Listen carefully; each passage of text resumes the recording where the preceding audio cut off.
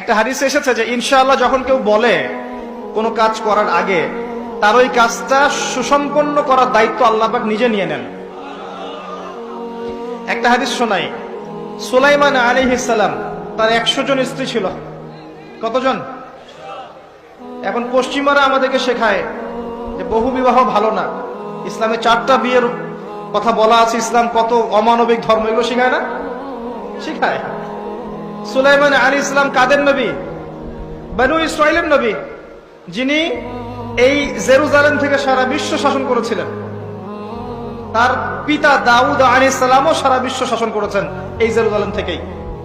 পরবর্তীতে তিনি দাউদের পুত্র সুলাইমান আলাইহিস সালাম, তিনি আরো বেশি ক্ষমতা নিয়ে বিশ্ব শাসন করেছেন।